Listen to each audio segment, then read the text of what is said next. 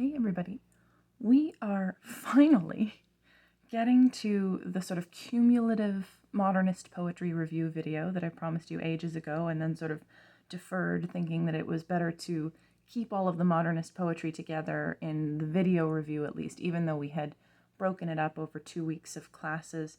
So hopefully, as you've been sort of steeping in this material over the last couple of weeks, this review will now sort of be coming at a time when you've sat with the material and it's had a chance to kind of be in your brain, and you can sort of go back and apply some of the insights or clarifying comments that I might be able to provide.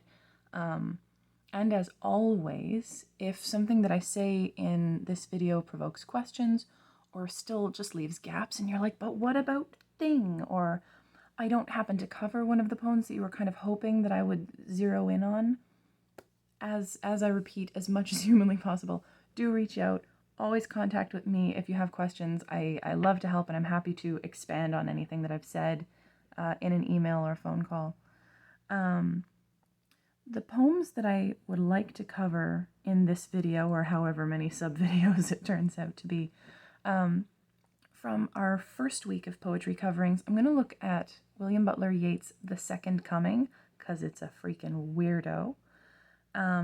Siegfried Sassoon's The Glory of Women, which those of you who dropped into the Zoom call on that Monday, we did a little bit of discussion on that, and I felt it was sort of fruitful and worth reiterating.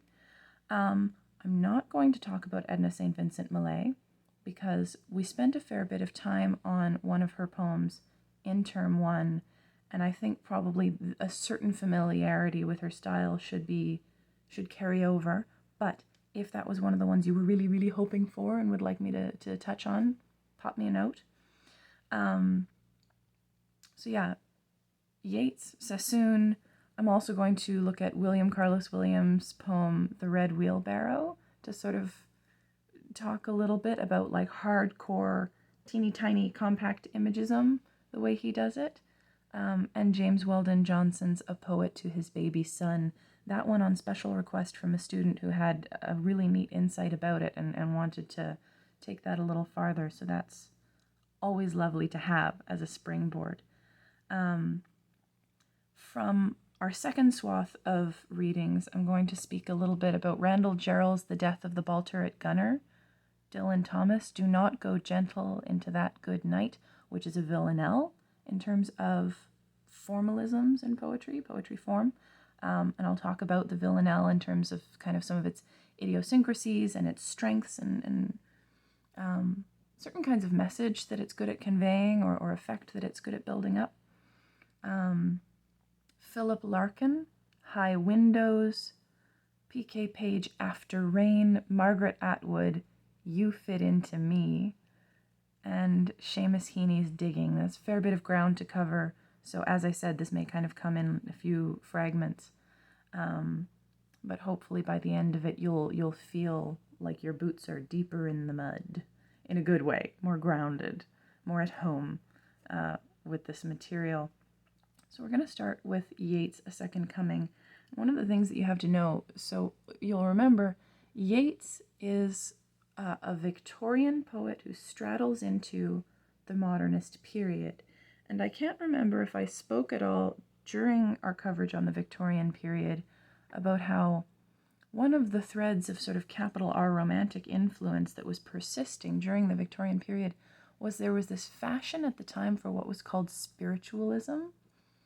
And I'm talking about things that might make some of you a little uncomfortable, things like seances, or people staring into crystal balls, or people trying to plumb the depths of what we now call ESP, or extrasensory perception, or meaningful dreams, or even, I can't remember the exact name for this, but a kind of writing where somebody sort of basically tries to put themselves into a trance, and in theory their hand like moves by itself, and then they do what they do with this transcription that supposedly like comes from God or the beyond or the spirit world or whatever. Spiritualism was kind of a big fad in the Victorian period. There are a number of major authors that were deep into it. Arthur Conan Doyle, the author of Sherlock Holmes, for instance, and William Butler Yeats I'm not sure to what extent you would call him sort of a typical spiritualist, but he was definitely kind of in that crew. He had some very particular sort of mystical ideas personal to himself that he was working out in his later life and art, and to a certain extent that is reflected in this poem. I don't know why I blanked on the name of it for a second. In The Second Coming, there is this sense of trance-like vision, almost like an oracle speaking, such that it speaks in images and symbols that are not directly explained or interpreted, and may not even have the traditional sense of symbolic meaning that you or I are used to when we think about where some of the images in this poem appear, like other places that we've seen them in literature. To some extent, they may have a meaning that's particular to Yeats himself, and for the reader of poetry, in my opinion, it is not at all our job to know what specifically Yeats meant. You know, if that kind of biographical information is interesting to you, certainly you can go and research and plumb the depths of it and find out how it transforms your experience of the poem.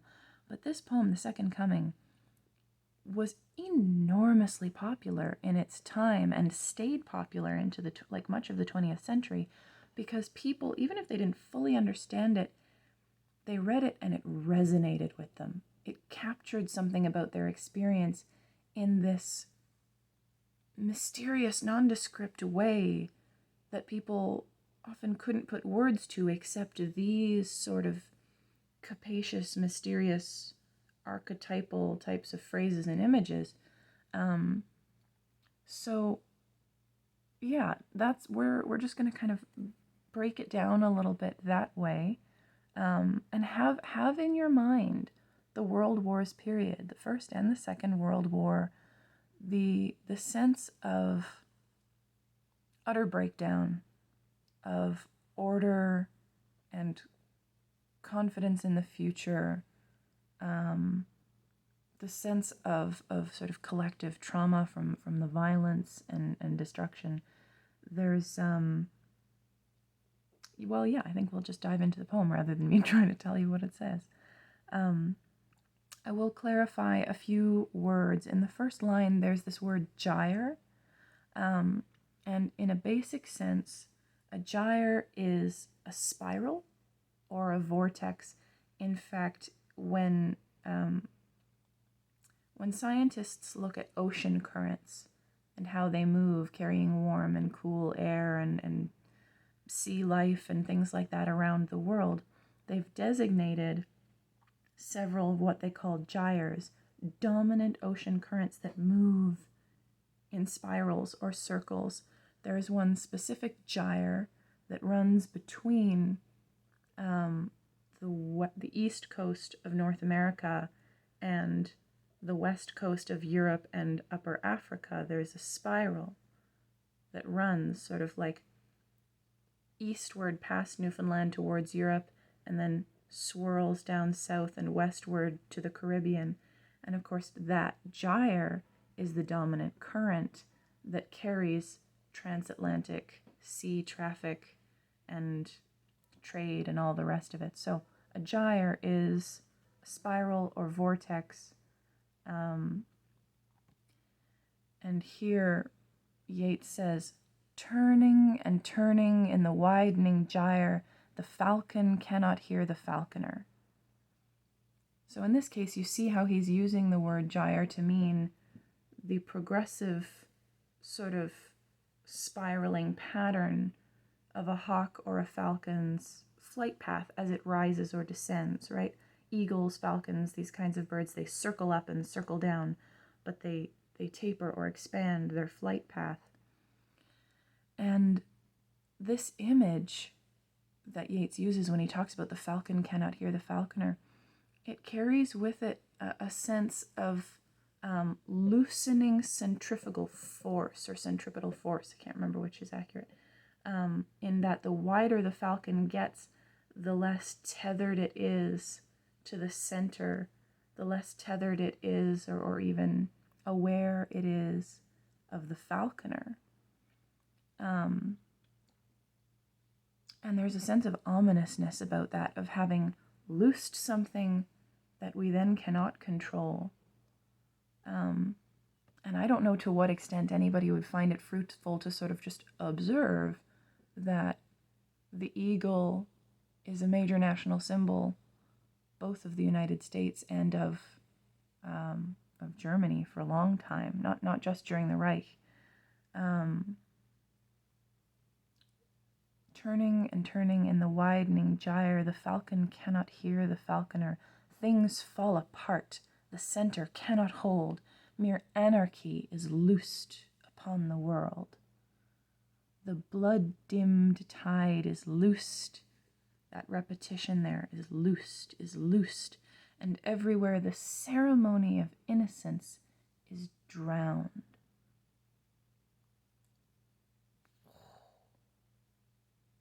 The blood-dimmed tide is loosed, and everywhere the ceremony of innocence is drowned.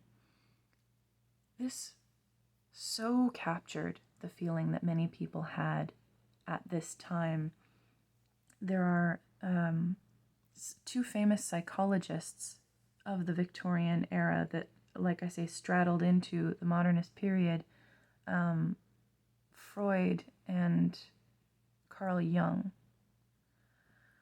Sigmund Freud and Carl Jung. Sigmund Freud is the one that we remember for his very sort of like psychosexual theory of mental illness and his sort of preoccupation with symbolism in life and in dreams and how people repress things.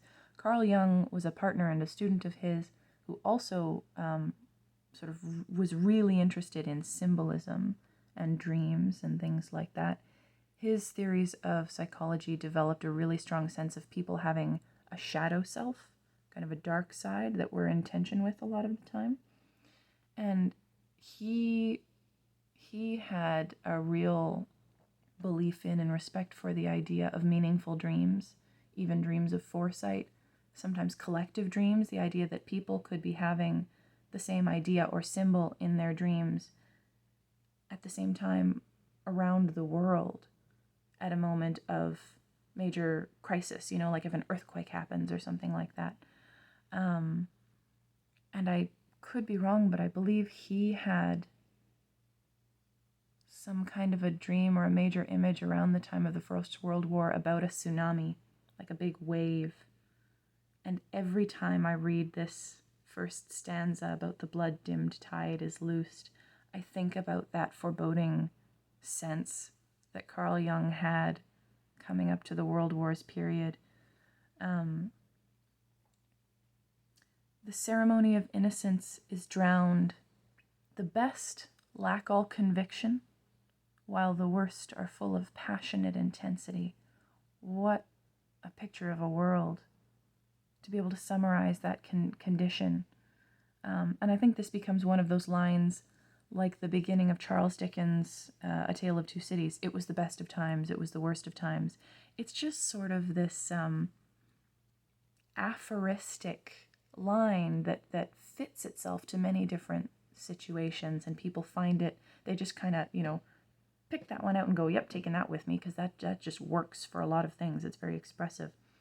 I think a lot of times people find themselves in situations where they feel in their hearts that the best of us lack conviction and the worst are full of passionate intensity, and that there's a doom in that. I think one of the best things to do with this line is to realize that that's why courage is so important among those of us who want to do good in the world, right? Because there's never going to be a shortage of passion among selfish, greedy, dark-hearted people. And this is where we really get into, in the second chunk of the poem, this is where we really get into Yeats's kind of visionary, oracular mode, and some things that just mean something only to himself. Like there's this phrase coming up, spiritus mundi, which is Latin for the spirit of the world, which means, we don't know, whatever that means. he says, surely some revelation is at hand, or coming to us soon.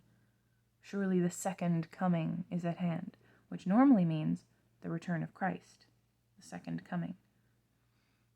The second coming, hardly are those words out, when a vast image out of Spiritus Mundi troubles my sight. Somewhere in the sands of the desert, and here's where it's almost like the vision is coming over our minds, right? Somewhere in the sands of the desert, a shape with lion body and the head of a man, a gaze blank and pitiless as the sun. So that sounds a lot like a sphinx. With a lion body and the head of a man out in the desert, blank, pitiless gaze. The pitilessness of it almost conjures up the pitilessness of the ancient pharaohs, in the Bible, who oppressed the Israelites. So this shape is moving its slow thighs. So the Sphinx is moving. Holy cow. Okay, all right. It's moving its slow thighs, while all about it reel shadows of indignant desert birds. The reel, R-E-E-L, sometimes means like a not a pulley, but like a pulley, like an instrument for winding up string, like the reel on a fishing rod. But it's also a kind of dance, especially in Ireland, where Yeats is from, and it's very circular. It's very whirling. So again, we've almost got that gyre image of the falcon at the beginning of the poem coming back, with the reeling shadows of indignant desert birds flocking off from the horror of this Sphinx that is now moving. All about it, real shadows of the indignant desert birds. The darkness drops again. Vision over. The darkness drops again. But now I know that 20 centuries of stony sleep were vexed to nightmare by a rocking cradle. And what rough beast, its hour come at last, slouches towards Bethlehem to be born. So that's radically revamping what we think of in terms of the second coming. We're used to thinking about it in terms of like baby Jesus, beautiful concept, like savior of the world, come to save us. And here, Yeats is vexing and teasing and messing with that notion. He's vexing that notion to nightmare. He's saying, this thing in the cradle that's come back a second time, that has titanic deity, godlike power, this is not Jesus we're talking about. We're talking about something else. What rough beast, its hour come at last, slouches towards Bethlehem to be born? Horror. That's a horror image for sure. Now, this I am 99% sure, and I'm actually going to double check it now so I don't tell you something wrong. Second Coming, William Butler Yeats. Yeah, okay, so this was originally published in 1920. There we go. I'm not crazy. This is technically speaking a First World War era poem, but it's published after the end of the First World War, right? Like it's in the crash of the First World War. But what I always find really interesting, and what I think a lot of people who read this in the Second World War and post-Second World War period found really interesting, was that one almost wonders if World War II is the second coming of that horrifying God scope beast that Yeats seemed to be sensing or speaking of in this poem. And I mean, whether or not it's literally the Second World War, or whether it's simply the inevitable return of large-scale violence, the shadow side of this beautiful, powerful, amazing thing called human cooperation. how you interpret it is not the most important thing.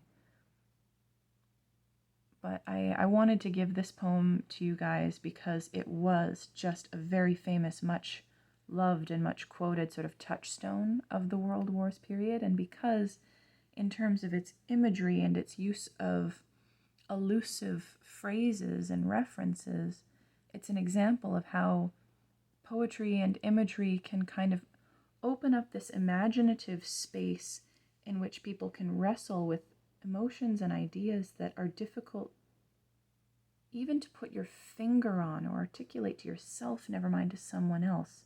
It can open up this dream world in which we can kind of go and explore and just stew in our own experience and wait for some phrase to crystallize that we can take with us and, forward at least a few more miles before we need to sit down and try and put another piece on the puzzle, trying to understand our experiences.